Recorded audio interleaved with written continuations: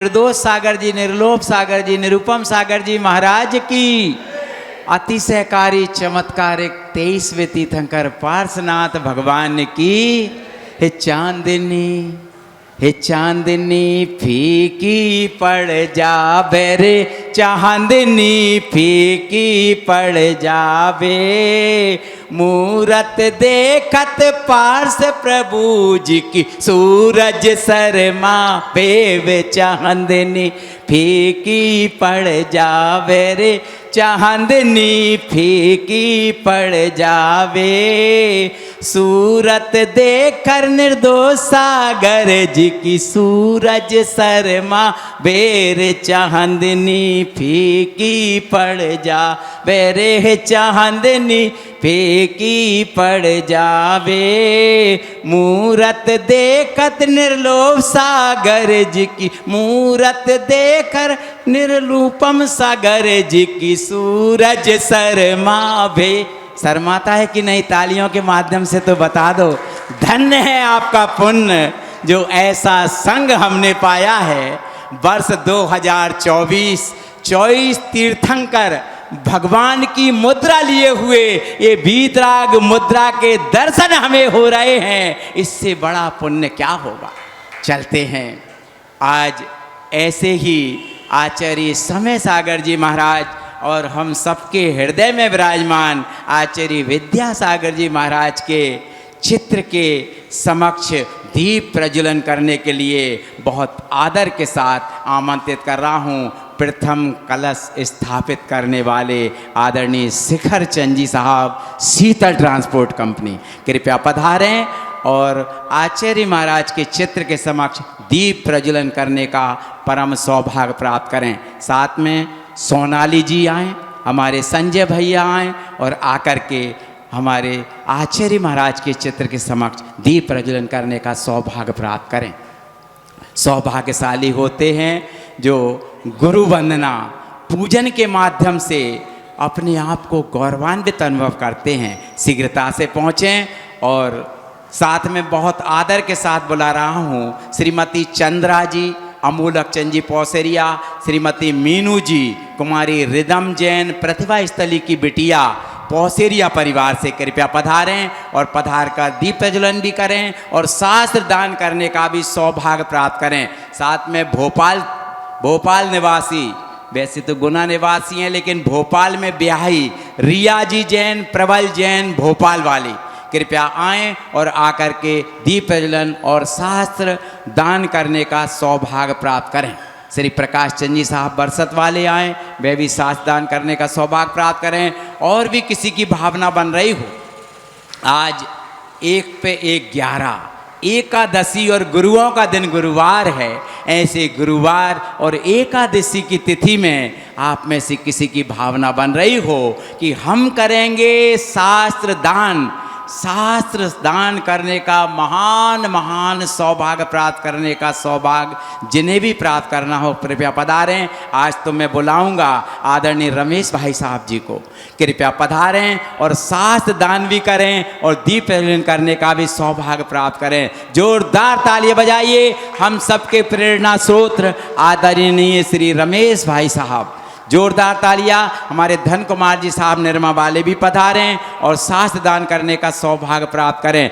बहुत दिनों से भटक रहे थे हे जिनवाणी मैया, बहुत दिनों से भटक रहे थे हे जिनवाणी मैया, एक तुम ही हो शरण हमारी, पार लगा दो नैया, जन्म में दुख मैट दो जिनवाणी जग मैया, जन्म में दुख मैट दो, जन्म में दुख मैट दो, मरण दुख मैट दो जिनवाणी जग मैया, जन्म में दुख मैट दो। बोलो द्वादशांग जिनवाणी माता की। श्रीमती चंद्रा जी, अमूलक चंद जी, मीनू जी, रिदम जी यदि हों तो शीघ्रता से आ जाएं, शास्त्र दान करने का सौभाग्य प्राप्त करें। रिया जी और प्रबल जी पधारें। जोरदार तालियां बजाइए। प्रतिभा मंडल की हमारी बहन रिदम और पोसेरिया परिवार से मीनू जी कृपया पहुँचें, शास्त्र दान करने का सौभाग्य प्राप्त करें। और भी किसी की भावना बन रही हो, रिया जी, प्रबल जी, भोपाल वाली, कृपया शीघ्रता से आ जाएं। समय कम है, मात्र 1 मिनट 9 बजने में अवशेष है। शीघ्रता से उस 1 मिनट का सदुपयोग करें ताकि हमें गुरुदेव की वाणी सुनने का स्वर्णिम अवसर प्राप्त हो सके। जिन जिन ने भी चातुर्मास के मंगल कलश की घोषणाएं की हैं और अपने परिवार के साथ उनको स्थापित नहीं कर पाए हैं, उनसे विनम्र अनुरोध है, रविवार तक अपने परिवार के साथ कलश स्थापित करने का सौभाग्य प्राप्त कर लें। वरन रविवार के उपरांत हम उन कलशों को वहाँ स्थापित कर देंगे। जो नहीं कर पाए उनमें हम भी सम्मिलित हैं, ऐसा नहीं समझे। इसलिए जो नहीं कर पाए हैं वो रविवार तक कलश स्थापित कर दें ताकि उन जो कलश जहाँ जमे हुए हैं उनकी शोभा अद्वितीय है। एक बार उसकी ओर निहारने से ही लगता है कि धन्य है गुनाह का चातुर्मास। जब खजुराहो गए थे तो उस में मुख्य मंदिर पर, शांतिनाथ मंदिर पर लाइन से सारे कलश इसी प्रकार जमे हुए थे। हमको लग रहा था कि यहाँ भी हैं और गुनाह में भी ऐसे कलश स्थापित हैं। जोरदार ताली बजाइए उन सभी पुण्यार्जकों के सम्मान में जिन्होंने इस चतुर्मास के मंगल कलश स्थापित करने का सौभाग्य प्राप्त किया है। चलते हैं, पूज्य महाराज श्री हमारे समक्ष विराजमान हैं। पुरुषार्थ शुद्धि उपाय की स्वाध्याय चल रही है। मंगलम भगवान वीरो मंगलम गौतमो गणी मंगलम कुंद कुंदाद्यो जैन धर्मोस्तु मंगलम। नमोस्तु नमोस्तु नमोस्तु। पूज्य महाराज श्री के चरणों में नमोस्तु अर्पित करते प्रार्थना करते हैं अपनी अमृतमयी वाणी से सिंचित करने की कृपा करें। नमोस्तु नमोस्तु नमोस्तु। सभी लोग हमारे नमोकर मंत्र पढ़ लेंगे। बलि त्रिकालवर्ती नौ देवताओं की, चिंतामणि पार्श्वनाथ भगवान की, आचार्य भगवंत गुरुवर श्री विद्याशाह जी महाराज की, परम पूज्य आचार्य श्री समय शाह जी महाराज की, परम पूज्य मनवर श्री निर्दोष शाह जी महाराज की। मोक्ष मार्ग की प्रथम सीढ़ी जो सम्यक दर्शन है, उस मोक्ष महल की प्रथम सीढ़ी सम्यक दर्शन के 8 अंग हैं। उनमें दूसरे अंग की चर्चा कल संक्षेप में की थी कि वो धर्मात्मा, वो सम्यक दृष्टि कैसा होता है जो धर्म का श्रद्धान तो करता है, देवशास्त्र गुरु का श्रद्धान तो करता है, धर्म को धारण करता है, सेवा पूजा दान इत्यादि करता है, लेकिन वो क्या क्या नहीं चाहता है। यह जन्मनि व्यववादीन नियमोत्र चक्रत्व केशवत्वादीन एकांतवाद दूषित पर शेमयान अपी नाचा नकांक्षित। इस जन्म में वैभव आदि नहीं चाहता। यह जन्मनि व्यववादीनी इस चरण में कहा है आचार्य अमृतचंद महाराज जी ने कि वो सम्मेष्टि, वो धर्मात्मा, वो निकांक्षित अंग का धारी इस जन्म में वैभव आदि नहीं चाहता। आदि में क्या आ गया? सब कुछ आ गया। इस लोक के लिए कुछ भी नहीं चाहता, ना ख्याति चाहता है, ना पूजा चाहता है, ना कोई लाभ चाहता है। धर्म के बदले गृहस्थी चलाने के लिए, अपने संसार चलाने के लिए, जीवन निर्वाह के लिए वो चाहता है, जो जो चाहिए उसे वो सब चाहता है, लेकिन धर्म के बदले नहीं चाहता है कि मैं धर्म के बदले में ये चाहता हूँ। यदि चाहता है तो वो व्यापार करता है। वो वस्तुतः शब्द का प्रयोग आचार्यों ने किया है, इसलिए मैं कर रहा हूँ। धर्म के बदले में विषय भोग चाहना, एक दासी से समागम करने के बदले में चिंतामणि रत्न देना है, अथवा धन कमाने के लिए अपनी माता को वेश्या बनाना है, ऐसा समझते हुए वो धर्म के बदले कुछ नहीं चाहता। धर्म के बदले लिखा ना व्यववादिनी ना चवांछति।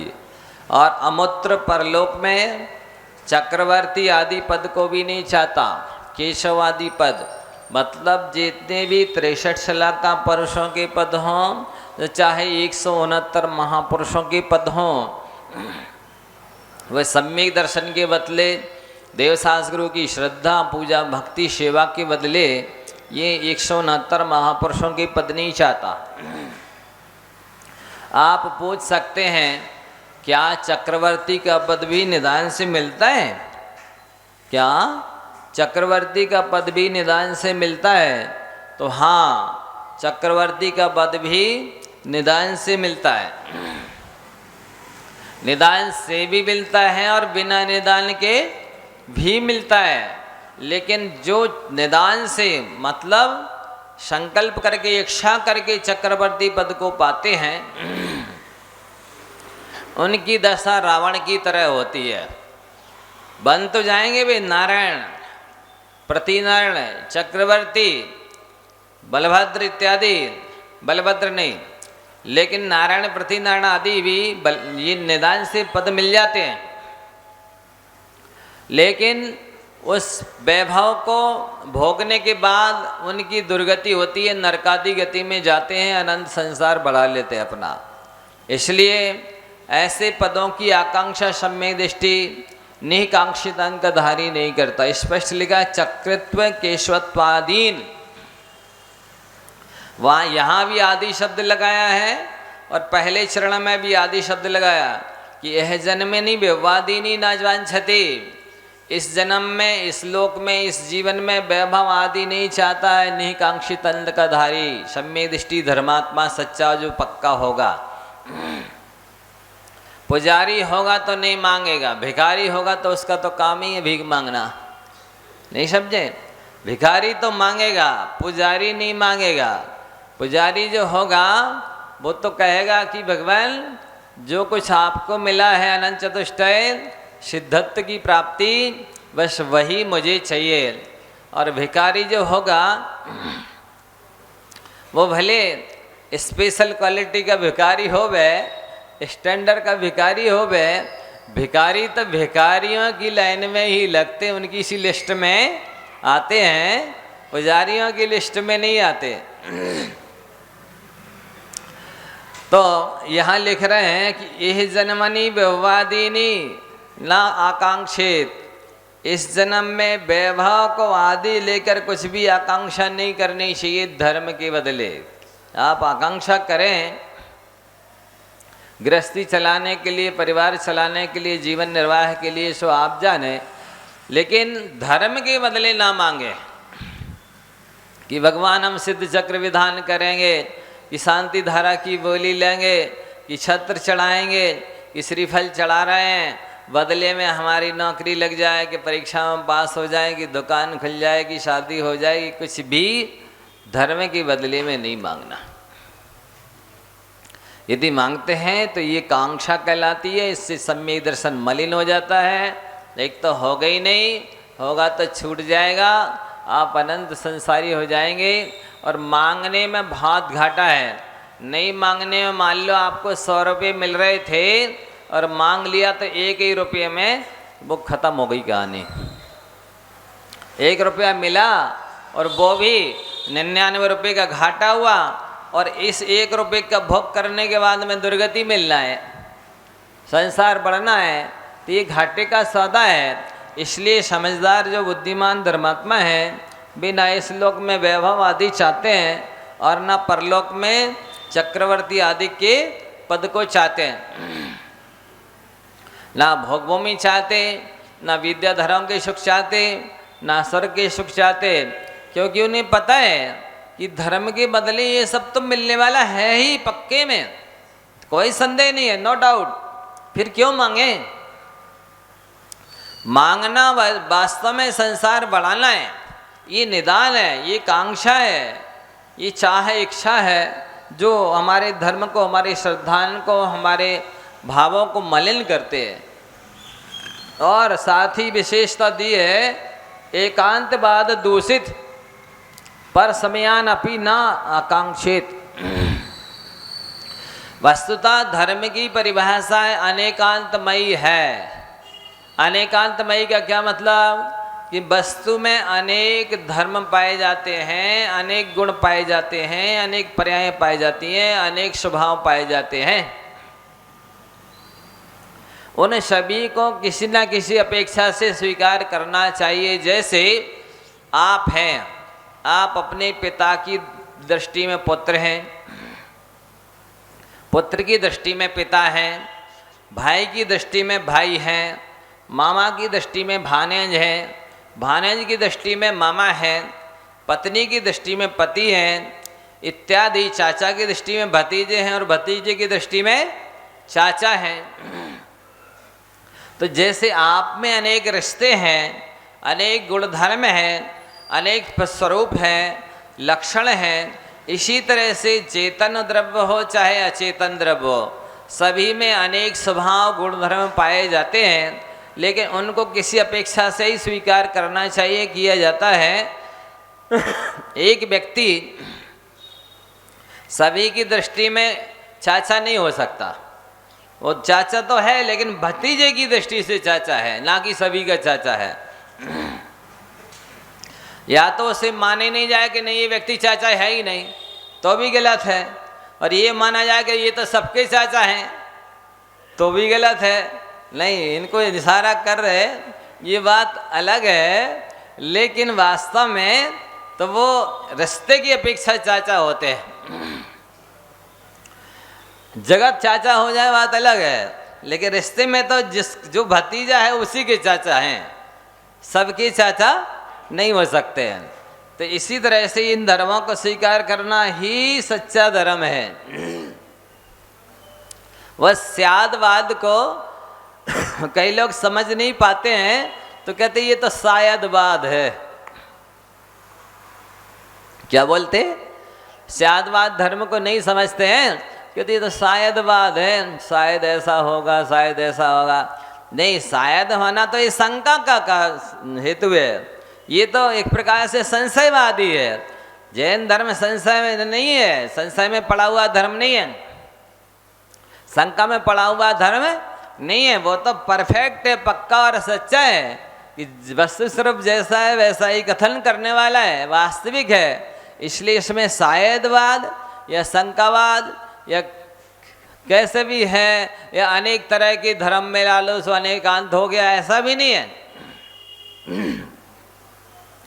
वो जो उसमें गुण हैं, पर्याय धर्म है, उस सबको मिला करके ही जैन धर्म बनता है उसका स्वरूप वस्तु का। इसलिए उसने बताया है। तो ये निकांक्षित अंध की परिभाषा है। आप अब देख लीजिए, सब लोग ये थर्मामीटर दिए जा रहा है, आप सभी अपने अपने में लगाइए कि मैं निकांक्षित अंग का धारी हूँ, सम्यक दृष्टि हूँ, सच्चा और पक्का धर्मात्मा हूँ, पुजारी हूँ कि नहीं हो। ये शर्त है कि इस लोक में धर्मात्मा कुछ भी नहीं चाहेगा, ना देव से मांगेगा, ना शास्त्र से, ना गुरु से। वो गुरु महाराज के दर्शन करने आएगा तो ये नहीं कहेगा महाराज आशीर्वाद दे दो मेरे लड़के की नौकरी लग जाए, महाराज आशीर्वाद दे दो मेरे लड़के की शादी हो जाए, महाराज आशीर्वाद दे दो मेरी दुकान चलने लगे। ये गुरु हैं, ये देवशास्त्र गुरु आपके श्रद्धेय हैं, पूजनीय हैं, वंदनीय हैं, सेवनीय हैं, लेकिन निर्वांछक भाव से हैं। ये दुकान नहीं है कि पैसे फेंके और बदले में सामान मांग लिया। इसी तरह से अपना ये सिर रूपी श्रीफल चढ़ाया और कहा कि महाराज आशीर्वाद दे, काम हो जाए, प्रयोजन सिद्ध हो जाए। यदि आप आशीर्वाद मांगते हैं कि हमारा कोई भी सांसारिक कार्य पूजा पूरा हो जाए, महाराज आशीर्वाद दे दो, आप सच्ची धर्मात्मा नहीं है, सम्यक दृष्टि नहीं है, पक्के धर्मात्मा पुजारी नहीं है, आप तो भिखारी है। वाकई में वो दुर्भाग्य है उनका कि वे एक तो आते नहीं देवशास्त्र गुरु के पास, सच्चे देवशास्त्र गुरु के पास, और आते हैं तो अपनी कोई भी आकांक्षा लेकर के आते हैं। ये पंचम काल का और बहुत बड़ा अभिशाप है। ये दुर्भाग्य है कि ये आर्टिफिशियल धर्मात्मा बचे बेचारे गुना वालों की बात नहीं कर रहे। यहाँ तो सब सच्चे सच्चे पक्के पक्के पुजारी हैं, लेकिन प्राय करके हम देखते चले आ रहे हैं। 70 घाट का पानी पी के गुनाह में आए हैं, इसलिए बता रहे हैं कि आज ही हम घर से नहीं निकले, 34 साल हो गए हैं, वहाँ सारे नगर शहर देखे घूमे हैं, सारे आचार्य उपाध्याय साधुओं से आरिकाओं से मिले, ब्रह्मचारी ब्रह्मचारियों से मिले, शिक्षकों को प्रशिक्षण दिया, समाज के कमेटी के सब से मिल चुके हैं। इसलिए हमें सबकी नब्ज मालूम है, महिलाओं की, पुरुषों की, लड़कों की, लड़कियों की, जितने भी हैं, प्रोफेसर की, लेक्चरर की, टीचर, शिक्षक की, सबकी नब्ज हमने पकड़ी हुई है। हमको सबका पता है अंदर तक का कौन कितने गहरे पानी में है। सबका चेहरा देख करके हम बायोडाटा लिख सकते हैं पूरा। इसलिए कह रहे हैं कि इस पंचम काल का दुर्भाग्य है कि एक तो वे आते नहीं देवशास्त्रियों के पास, और आते हैं तो सब झोली लेकर आते हैं, और छोटी नहीं लाते, बड़ी बड़ी झोली लेके आते हैं। और ये उनका एड्रेस है कि वे बाबू बन के आते हैं, नहीं समझे? सूट बूट पहन करके टाई लगा के आते हैं। और वे भिखारी आते तो हैं, चेहरे गेट के बाहर हंसते हुए आते हैं, लेकिन गेट के अंदर आते ही उनके चेहरे मुरझा जाते हैं। मैं सोचता हूँ ये गुरु का दरबार है, यहाँ ये गेट के बाहर तो मुस्कुराते हैं, अंदर आके क्यों मुरझाते हैं? यहाँ ऐसा क्या है? तो वे अपना दुखौना रोने लगते हैं। दिन भर में मान लो 1000 लोग आएंगे तो शायद है कि वे 10 ऐसे आए जो एक कोई भी शिकायत ना करें, कोई भी डिमांड ना करें। वे सब आकर के कुछ ना कुछ अपनी परेशानी, शिकायत, डिमांड रखते हैं। तो ये बहुत बड़ी कमी है। शास्त्र में तो उन्हें ही सच्चा पक्का धर्मात्मा कहा गया, सम्य दृष्टि कहा गया, निर्वांशिक अंकाधारी कहा गया। जो आए गुणगान तो करें गुरुदेव का, देवशास्त्र गुरु का, तीनों का, लेकिन कुछ डिमांड ना रखें, तब तो समझ लेना कि हम सच्चे हैं धर्मात्मा, हमारा संसार का निकट आ गया है। और यदि कोई भी दुखौना रोते हैं, कोई भी डिमांड रखते हैं, समझ लेना कि वे भगवान देवशास्त्र गुरु के पास नहीं आए, वे तो डॉक्टर के पास आए हैं इलाज कराने, नहीं या किसी ज्योतिषी के पास आए हाथ दिखाने, या किसी वास्तुशास्त्री के पास आए हैं अपना नक्शा ठीक कराने, चौकटा ठीक कराने के लिए घर का या अपने स्वयं शरीर का। वाकई में वे ऐसे ही लोगों के पास आए हैं, उनने देवशास्त्र गुरु के स्वरूप को समझा नहीं है, उनकी गरिमा और महिमा को समझा नहीं। जिनके पास कितनी हैसियत, शक्ति है, क्षमता है, कैपेसिटी है, महिमा है, वस्तुतः धनवान लोग लोगों को नौकर बनाते हैं। देवशास्त्र गुरु तो अपने जैसा बनाते हैं, स्वयं गुरु बना लेते हैं, स्वयं भगवान बनाते हैं। उनके पास आकर के तुम छोटी मोटी मांग रखते हो, शर्म नहीं आती है? थोड़ी तो लज्जा रखनी चाहिए। किसी अरबपति खरबपति आदमी से आज चक्रवर्ती के पास जाएं और कहें बाबू जी 2 रुपया मिल जाए, अरे ये चक्रवर्ती का अपमान है क्या? ये चक्रवर्ती की इंसल्ट है, चक्रवर्ती का आपको परिचय नहीं है, इसलिए 2 रुपये मांगते चक्रवर्ती के पास। अरे जो आपको राजा महाराजा बना सकता है, किसी का स्थान का राज्य दे देगा, उस व्यक्ति से 2 रुपये मांगते हैं। इसी तरह से जो देवशास्त्र गुरु आपको गुरु बनाने तैयार हैं, भगवान बनाने तैयार हैं, बना सकते हैं, बनाने की क्षमता है, उनके पास आके और आप छोटी मोटी चीज़ मांगते हो, इससे अपना सम्यक दर्शन मलिन करते हो, अपना गुण खोते हो, अपना पुण्य खोते हो, घाटे का सौदा करते हो। क्योंकि मुंह मांगे यहाँ मिल तो जाता है, नहीं मांगने पर अनंत गुना ज़्यादा मिलता है। इसलिए यहाँ गाथा लिखी आचार्य अमरचंद महाराज जी ने कि वो सम्य दृष्टि श्लोक में भी कुछ नहीं मांगता और परलोक में कोई चक्रवर्ती आदि के पद नहीं चाहता, और इस लोक में हो चाहे परलोक में एकांतवाद से दूषित धर्मों को नहीं चाहता, क्योंकि एकांतवाद से दूषित जो धर्म है भी धर्म नहीं, कुधर्म है, अधर्म है। एकांतवादी मिथ्या दृष्टि है, 363 मिथ्यात्व के भेद बताए। वो तो कहता है यद्यस्तिनाथ भवदंग्रि सरोरहालाम भक्ते फलम किमपि संतत संचिताया तन्मे तदेक शरणस्य शरण भूया स्वामी तमेव भुवनेत्र भवांतरेपि। हे भगवान, मैंने जन्म से लेकर आज तक आपके श्री चरणों की पूजा भक्ति की है, जो भी व्रत नियम संयम का पालन किया है, उससे जो कुछ भी पुण्य का बंध हुआ हो, तो भगवान मैं यही चाहता हूँ तुम हो भव नाथ मेरे, मैं सदा सेवक रहूं। जब तक मोक्ष न मिले तब तक आपके श्री चरणों की शरण मुझे मिलती रहे, यही मांगता है भक्त जो होता है।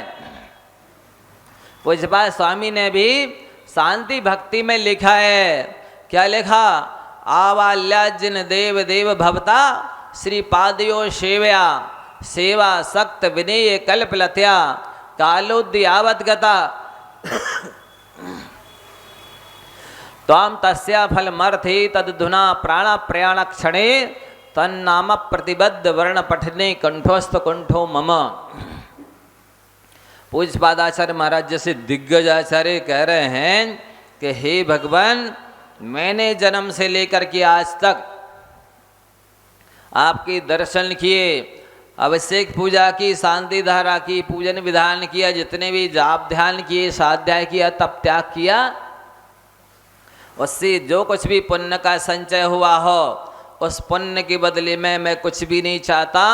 केवल जिस समय इस कंठ से प्राण निकले उस समय आपका नाम मेरे कंठ में रहे, बस। सोचिए, मतलब कंठ में नाम रहा प्राणों के विसर्जन के समय, तो 3 लोक 3 काल में कहीं भी कोई वैभव की कमी नहीं रहेगी, कोई भी सुख सुविधा की कमी नहीं रहेगी। भगवान के नाम में ऐसा सत्य है कि वो तो मोक्ष भी देता है, अहमेंद्र पद भी देता है, वैमानिक देव भी बनाता है, रिद्धि सिद्धिधारी भी बनाता है। इसलिए बंधुओं, यहाँ पर लिखा है, और अमृतचंद स्वामी की परिभाषा बता दी मैंने। समंत भद्र महाराज जी क्या लिखते हैं रत्नखंड सबकाचार में, कर्म परवशे शांते दुःखैरन्तरितोदये पाप बीजे सुखे नास्ता श्रद्धा ना कांक्षणा स्मृता। वे कहते हैं, हे बंधुओं, आप धर्म के बदले सांसारिक वस्तुएं मत मांगो, क्योंकि ये सारी की सारी नश्वर हैं, ये सारी की सारी वियोगशील हैं, क्षणभंगुर हैं। ध्यान से इस लोग क्यों नहीं मांगता है? क्योंकि वो समझता है कि यहाँ पर संसार के सारे लोग स्वार्थी हैं। यदि मैं किसी व्यक्ति या स्त्री पुरुष को मांगूं तो क्या प्रयोजन सिद्ध होने वाला है? ये सारे के सारे स्वार्थी हैं। दूसरी बात यह है, यहाँ संसार में सुख है ही नहीं। जो संसार विषय सुख होता तीर्थंकर क्यों त्यागे? काहे को शिव साधन करते संयम सो अनुरागे। संसार में सुख होता तो तीर्थंकर क्यों छोड़ करके जंगलों में जाते? वो समझते हैं कि वैसे ही संसार का स्वभाव भी है कि दाम बिना निर्धन दुखी, तृष्णावश धनवान, कहूँ ना सुख संसार में, सब जग देखो छान। दाम के बिना गरीब दुखी है, और तृष्णा की वजह से ये वकील साहब लोग, बड़े आदमी लोग दुखी है। क्यों नहीं कह सकते? दुखी है संसार। इसमें लिखा है शास्त्रों में कि तृष्णावश धनवान। अब संसार में कहूँ भी सुख नहीं है, इसलिए वह सांसारिक सुख चाहता नहीं। और उसमें फिर ये हुंडा श्रवणी काल, जिसमें अनहोनी अनहोनी घटनाएं होती, चक्रवर्ती जैसों के अपमान हो जाते, तीर्थंकर जैसों की पुत्रियां हो जाती, चौथे काल में ही 63 साल का पुरुष होते भी तीसरे में भी हो जाते और पांचवें में भी मोक्ष चले जाते। तो यहाँ और विचित्र घटनाएं होती है। और फिर उसमें साथ में ये दुखमा काल है, इसमें तो लिखा ही है कि सार कोई तन दुखी, कोई मन दुखी, कोई धन दुखी दिखे, संसार में सुख सर्वदा काहू तो न दिखे। संसार में सुखी है ही नहीं कोई, इसलिए वो धर्म के बदले सांसारिक सुख नहीं मांगता। वो तो कहता भगवान हमें तो निराकुल सुख, मोक्ष सुख चाहिए, स्थायी शाश्वत सुख चाहिए, नश्वर सुख नहीं चाहिए। दूसरी बात, ये शरीर जो है मल का घड़ा है, नानो न मल द्वार बहे निशिवासर, नाम लिए घिनावे। इसमें नौ मल द्वार तो बह ही रहे हैं, साथ ही प्रत्येक रोम से पसीना रूपी मल तो बह ही रहा है। तो ये शरीर अपवित्र है और साथ ही नश्वर है, इसलिए शारीरिक सुख नहीं चाहता। और भोगों की तासीर कैसी है, ये पांचों इंद्रियों के भोग अतृप्ति कारक हैं, इनसे आज तक किसी को तृप्ति संतुष्टि मिली नहीं है, मिल नहीं रही है, आगे भी नहीं मिलेगी। दूसरी बात, ये सांसारिक सुख भोगोगे तो जैसे कल बताया था कि आप किसी भी दुकान पर जाएं, होटल में जाएं, 5 स्टार 7 स्टार में जाएं, जितना आप फैसिलिटी मांगोगे बदले में उतना किराया पैसा चार्ज लगेगा। ठीक इसी प्रकार से सांसारिक आप जितने भोग भोगेंगे उतना आपका पुण्य खत्म होता चला जाएगा, खर्च होता चला जाएगा, और साथ ही नया पाप का बंध भी होता चला जाएगा। इसलिए जो सम्य दृष्टि है, निकांक्षित अंत का धारी है, वो कहता है सांसारिक सुख कर्माधीन है। कर्माधीन है मतलब जब तक पुण्य का उदय है, कर्म अनुकूल है, तभी तक ये सांसारिक सुख आपको मिलेंगे। जैसे ही पुण्य क्षीण होता है, तो जैसे वृक्ष के ऊपर लगा हुआ पत्ता जब तक पुण्य रहता है तो हवा में, आकाश में बढ़िया झूमता रहता, आनंदित होता रहता है, और जैसे ही पुण्य समाप्त हुआ एक क्षण में धराशायी हो जाता है, मिट्टी में मिल जाता है। स्वर्ग के देव भी जिनके पास वज्र का हथियार है, ऐरावत हाथी है, स्वर्ग जैसा किला है, वैक्रियक शरीर है, अमृत का आहार है, जब उन देवों की जब तक पुण्य है तभी तक ये सारी चीजें हैं, और जैसे ही पुण्य समाप्त होता है दूसरे स्वर का देव तक मरकर एक इंद्री भी हो जाता है। स्वर्गीय देव भी मर करके एक इंद्रिय हो जाते हैं, मर करके कुत्ता हो जाते हैं, पंचेंद्रिय त्रिंच 12वें स्वर तक के देव बन जाते हैं, पंचेंद्रिय त्रिंच बन जाते हैं। तो बंधुओं, जब तक दीपक में तेल है तभी तक रोशनी देता है, इसी तरह जब तक पुण्य रूपी तेल है तभी तक सब आनंद है, अनुकूलता है, सब लोग अनुकूल हैं। जैसे ही पुण्य समाप्त होता है कि ये सब समाप्त हो जाता है। आपको बार बार याद करना चाहिए, 3 खंड के अधिपति कृष्ण जी नारायण पद के धारी थे। आपको मालूम है ना, 10,000 हाथियों का बल स्वयं जिनके पास था। जैसी द्वारिका में आग लगी, क्या हुआ मालूम है ना, बलदेव और नारायण, बलभद्र नारायण दोनों महापुरुष, दोनों 63 साल का पुरुष, दोनों अनंत बहुत अद्भुत शक्ति के धारी, जिनके पास रत्न हैं, निधियां हैं, और एक एक रत्न की 1000 देव सेवा कर रहे हैं, रक्षा कर रहे हैं। वे देवता काम आए ना निधि रत्न काम आए, देखते रह गए, यहाँ तक कि माता पिता को भी नहीं निकाल पाए। ऐसी स्थिति हो जाती है बंधुओं। इसलिए कर्माधीन विषयों को धर्म के बदले में नहीं मांगना। अभी दृष्टांत दिया, याद रहेगा ना, कि जो व्यक्ति धर्म के बदले में सांसारिक सुख मांगता है, वो दासी से समागम करने के बदले में चिंतामणि रत्न देता है। दूसरा ये है, ये सांसारिक सुख शांत है, अंत से सहित है, लिमिटेड हैं, इनकी एक अपनी मर्यादा सीमा है, ये तात्कालिक मिलते हैं, त्रैकालिक साथ नहीं देते हैं। इसलिए हमें तो धर्म अजर और अमर बनाता है, शाश्वत सुख देता है, उसके बदले में क्षणभंगुर सुख क्यों मांगे, लिमिटेड सुख क्यों मांगे। तो कर्म पर्वसे शांति दुखैरंतरितोदये, और इनकी तासीर ऐसी है सांसारिक सुख की कि बीच बीच में सुख के दुख आता रहता है। जैसे ये दृष्टांत जो दिया रहता है, चित्र बना रहता है मिंद्र जी वगैरह में, बहुत प्यारा है कि एक पथिक है, वो चल रहा था, राहगीर रास्ते में अपनी रास्ता तय कर रहा था कि पीछे से एक हाथी आ गया। हाथी ने उसका पीछा किया तो वो उस हाथी से बचने के लिए एक बड़े भारी वृक्ष के ऊपर चढ़ गया। चढ़ करके उसने एक शाखा को दोनों हाथों से पकड़ लिया। अब पकड़ने के बाद में देखा, अरे नीचे तो भारी बड़ा गड्ढा है और उसमें तो 5 अजगर सांप है, भयानक मुंह फाड़े हुए। एक तो ये देखा उसने। दूसरा क्या हुआ, हाथी ने आके अपनी सूंड से उस वृक्ष को पकड़ के हिलाना शुरू कर दिया। तीसरा क्या देखा कि जिस शाखा को पकड़ करके वो लटका हुआ था, एक तरफ से सफ़ेद चूहा काट रहा था, उस शाखा को कुतर रहा था, और दूसरी ओर से काला चूहा कुतर रहा था। चौथा क्या देखा कि उसको ऊपर से एक मधुमक्खी का छत्ता लगा है, और उस जैसी शाखा हिली, सारी मधुमक्खियाँ उड़ गईं। उड़ी तो उसको चिपक गई सारे शरीर में, काटने लगी। वो बेचारा छटपटाने लगा, चीखने चिल्लाने लगा, बचाओ कोई, हम मरे। इन मधुमक्खियों ने खा लिया।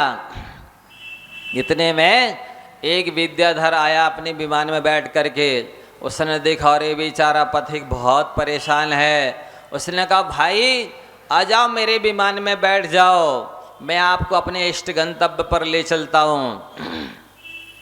उधर वो ऐसा कह रहा था, इधर उसने ऊपर मुंह फाड़ के रो रहा चिल्ला रहा था कि उसी क्षण एक शहद की बूंद उसके मुंह में गिर गई। मधुमक्खी के छत्ते से शहद की बूंद गिर गई, मीठी लगी। विद्याधर बुला रहे थे, आओ भाई बिठा लें विमान में, आपके गंतव्य स्थान पर ले चलें। तो वो पथिक कहता, थोड़ा और रखो, एक शहद की बूंद और आ जाने दो। बेचारा रुका रहा। फिर थोड़ी देर में उसने कहा, अब आ जाओ। तो बोल तो बस एक शहद की बूंद और आ जाने दो। अब ऐसे में शहद की बूंद तो आई, पर मधुमक्खियों ने काटा तो फिर छटपटाया, बचाओ कोई। तो विद्याधर ने कहा, आ जाओ भाई। तो वो कहता, बस एक शहद की बूंद और आ जाने दो। तो वो और कोई दूसरा पथिक नहीं है, हम सभी तो ये पथिक हैं जो हम लोग 4 गति 84 लाख योनियों में यात्रा करते हुए भटकते हुए इस मनुष्य गति रूपी, मनुष्य पर्याय रूपी एक वृक्ष की आड़ हमने ले ली है। ये वृक्ष तो हुआ एक परिवार हुआ, कुटुंब हुआ, ये वृक्ष है, बने एक घर, और इसमें आप हम सभी पथिक लोग हैं जो मृत्यु रूपी हाथी से डर करके इस परिवार रूपी वृक्ष की शरण ली है। अब इसको पकड़ा हुआ है, तो इसमें गड्ढा क्या है, संसार रूपी गड्ढा है। इसमें ये 4 और 5 सर्प जो हैं वो क्या हैं, 4 गति रूपी 4 सर्प हैं, एक निगोद रूपी महाअजगर है, वो 5 सर्प हैं। और जो शाखा है वो परिवार मतलब घर है, और उसमें जो दिन रात रूपी चूहे कौन है, सफ़ेद कलर का चूहा हो गया दिन रूपी चूहा, और काले कलर का हो गया रात रूपी चूहा। ये हमारी आयु रूपी शाखा को कुतर रहे, काट रहे हैं, समाप्त कर रहे हैं। और ये जो विषयों का सुख जो है ना क्षणिक, वो है मधुमक्खी के छत्ते से गिरने वाली शहद की बूंद। और ये जो परिवार के लोग हैं ये मधुमक्खी की तरह हैं, ऐसा आचार्यों ने दृष्टांत दिया है। उधर बच्चा कहता है मम्मी स्कूल की फीस भरना है, दूसरा बच्चा कहता है मम्मी हमारा स्वास्थ्य खराब हो रहा है, तीसरा बच्चा कहता है मम्मी हमें भूख लग रही है। तो ये हुई मधुमक्खी चेटने वाली, खाने वाली मधुमक्खी। ये एक के बाद एक समस्याएं आती हैं, यही मधुमक्खी काटती हैं तो ये बेचारा प्राणी छटपटाता है कि हमारी रक्षा करो। गुरुदेव रूपी विद्याधर आते हैं, कहते हैं भाई आ जाओ मेरे पास, आपको हम इष्ट गंतव्य जो आपका स्वर्ग मोक्ष है वहाँ ले चलते हैं। तो वो कहता हाँ महाराज बस एक बेटे की शादी और हो जावे। ठीक है हो गई, अब चलो आ जाओ भैया। अब वो कहता बस एक नत बहू का मुख और देख ले वे फिर आते हैं महाराज। ऐसे करके महाराज बुलाते ही रह जाते हैं और उसकी एक के बाद एक डिमांड चालू रहती है। तो ये सांसारिक सुख कैसा है? वास्तव में बंधुओं शांत है, अंत से सहित है, या तो क्या होगा जैसे समझाया एक बार बताया था कि छोटी सी जिंदगी, बड़े बड़े अरमान पूरे ना हो पाएंगे, निकल जाएंगे प्राण। जिंदगी छोटी सी है, इच्छाएं, ख्वाहिश, डिमांड बहुत ज़्यादा हैं और वे कभी पूरी होने वाली है नहीं। एक व्यक्ति को एक देवी सिद्ध हो गई, उसने भक्ति पूजा की और उसने कहा कि ठीक है, देवी ने कहा मांग लो क्या चाहिए। उसने कहा आपको मुँह मांगा वरदान दिया, आप सुबह से लेकर के सूर्योदय से लेकर के सूर्यास्त के पहले तक जहाँ तक पहुँच जाओगे वहाँ तक की भूमि आपकी। कैसा वरदान मिल गया? सुबह सूर्योदय से लेकर के दौड़ो और सूर्यास्त के पहले तक जहाँ तक पहुँच जाओगे वो भूमि आपको दी जाएगी। बेचारा दौड़ता रहा लोभ के वशीभूत होकर के कि कुछ कदम और दौड़ लें, जितनी दौड़ लेंगे उतनी मिल जाएगी। और सूर्यास्त हो गया, एक कदम पहले उसके जीवन का भी सूरज का अस्त हो गया, कुछ भी नहीं मिल पाया। सूर्यास्त होने के पहले एक कदम पहले उसके जीवन का सूर्यास्त हो गया, मतलब आयु पूरी हो गई और वहाँ वो मर गया, एक कुछ भी उसको नहीं मिला। ऐसे ही इन संसारी प्राणियों की दशा होती है, वे मांगते रहते ये और मिल जाए, ये और मिल जाए, ये और मिल जाए, और इच्छा पूरी नहीं होती है, जीवन पूरा हो जाता है। यदि आयु पूरी होने के पहले इच्छा पूरी हो जाती है तो स्वर्ग और मोक्ष मिलता है, और आयु पूरी हो जाती है और इच्छा पूरी नहीं हो पाती है तो नरक और निगोद मिलता है बंधुओं। इसलिए इनकी तासीर को समझें कि ये कैसे हैं, शांत हैं और बीच बीच में दुखों से अंतरित हैं। वे मधुमक्खियाँ बीच बीच में काटती रहती हैं। और एक सबसे बड़ी विषयों की विशेषता है कि आप जितना भोगना चाहें भोग सकते हैं, कोई दिक्कत नहीं। आपके पास पुण्य है, शक्ति है, आयु है, भोग की सामग्री है, आप भोग सकते हैं। लेकिन आप ये ध्यान रख लेना, जितना भोग रहे हो उतना पाप का बीज बो रहे हो। अब पाप का बीज बोगे तो पुण्य की फसल आने वाली नहीं है। पाप का बीज बोगे तो पाप की फसल आपको काटनी होगी बंधुओं, जो बहुत महंगा पड़ेगा।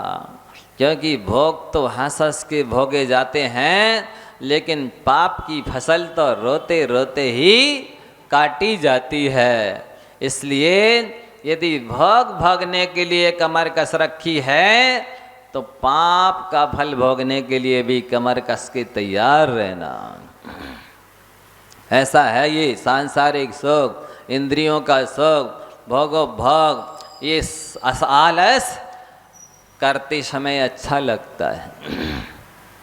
आराम से टिके रहो सोफा से, दल्लभ के गद्दे पर पड़े रहो आराम से, अच्छा लगता है, लेकिन इसका फल कड़वा है, बहुत बुरा है। और पुरुषार्थ करते समय तो कष्ट होता है, लेकिन उसका फल बहुत अच्छा होता है। पाप बीजे सुखे अनास्था, इसलिए कुछ भी करो धर्म के नाम पर एक दाने के बराबर भले करो। एक पैसे का दान करो, एक पैसा धोख दो या एक दाना भी चढ़ाओ चावल का भगवान को, लेकिन आप प्रशंसनीय पूजनीय वंदनीय हो जाएंगे कि उसके बदले में आपने कुछ नहीं चाहा, कुछ नहीं मांगा। आप महान इसलिए नहीं हैं कि पूजा भक्ति करते हैं, आप महान इसलिए नहीं हैं कि दान देते हैं, आप महान इसलिए नहीं हैं कि व्रत उपवास करते हैं, तीर्थ यात्रा करते हैं। आप महान तो तब होंगे कि बदले में कुछ नहीं चाहेंगे। आप पूज्य तो तब होंगे, उदार होंगे तब जब बदले में अपेक्षा नहीं रखेंगे। सुखी नास्ता कांक्षाणा स्मृता, उसको निकांक्षित अंग कहा गया है बंधुओं। वास्तव में देखा जाए 100 लोग हैं भगवान के मंदिर में, तो एक व्यक्ति मिल जाए कि जिसको कुछ भी नहीं चाहिए, तो बहुत बड़ी बात हो जाएगी। इस दुखमा काल का ये अभिशाप है। वैसे तो संसारी प्राणी मोह रखता है, मोही है, मोह के उदय से इच्छा उत्पन्न होती है, इच्छा की वजह से वो जहाँ कहीं भी मांगना शुरू कर देता है, ये उसकी कमी है।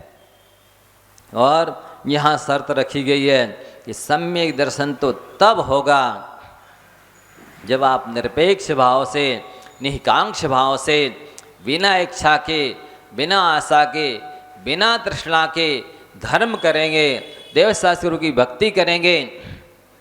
अभी तक जो हुआ कोई बात नहीं, क्षमा कर देते हैं, भगवान की तरफ से हम क्षमा मांग लेते हैं। आज से नियम ले लो कि हम दर्शन करने आए, चाहे अभिषेक पूजा करने आए, चाहे व्रत नियम संयम पालें, चाहे विधान करें, हम भगवान से कुछ भी नहीं मांगेंगे अपने लिए, सांसारिक विषय भोग नहीं मांगेंगे, केवल आत्मा की शुद्धि और सिद्धि की अपेक्षा रखेंगे। ले सकते हो नियम, ले लो। अभी दोनों हाथों से आशीर्वाद देने वाले हैं, मिलने वाला है, अनंत गुणा मुँह मांगा मिलने वाला है। विश्वास तो रखो, धर्म आपको धोखा नहीं देगा। संसार की सारी चीजें धोखा दे सकती है। स्त्री पुत्र मित्र धोखा दे सकते हैं, कोई कर्मचारी है, कोई कलेक्टर हो, चाहे प्रधानमंत्री हो, चाहे कोई भी हो, संसार की हर चीज धोखा दे सकती है, लेकिन धर्म धोखा नहीं देगा आपको, पक्का है। इसलिए आज से नियम ले लो, हम मंदिर आएंगे, गुरु के पास आएंगे, लेकिन सांसारिक विषय वो कुछ भी नहीं मांगेंगे। मांग लो, आपको एक छूट दे रहे हैं, ये चीज मांग सकते हो कि हे भगवान हमें ज़्यादा से ज़्यादा धर्म ध्यान करने की अनुकूलता मिले, बस आप मांग सकते हो। इसमें कोई बाधा नहीं है, ये कोई कांक्षा नहीं है, ये कोई निदान नहीं है, ये कोई आशा नहीं है, तृष्णा नहीं है, इसमें कोई बुराई नहीं है। आप मांग सकते हैं, मांगना चाहिए, यही उचित है मांगना, बाकी सब अनुचित माना जाता है। तो इसके बाद आप संसारी मोही प्राणी रूपवान धनवान को चाहता है, जो नश्वर सुख देता है, जो क्षणिक सुख देता है, जो अस्थायी सुख देता है। काश गुणवान और चरित्रवान को चाहे तो शाश्वत सुख देते हैं, स्थायी सुख देते हैं। इसलिए अच्छा रूप कुछ दिन अच्छा लगता है, लेकिन अच्छा स्वभाव सदैव अच्छा लगता है। अतः आपसे अपेक्षा है, ये दूसरा अंग है, कहानी सुनाने का समय खत्म हो गया है। आपको कहानी सुनानी थी, लेकिन थोड़ा सा उसको समय ज़्यादा चाहिए। लेकिन punctuality is the best policy. समय की नियमितता, समय की पाबंदी बहुत अच्छी नीति मानी जाती है। आप अपने जीवन में हर काम को समय से करना सीख जाएं, आप अपने जीवन में एक जीवन में अनेक जीवन की उपलब्धि कर लेंगे। इसी भावना के साथ विराम मिलता हूँ।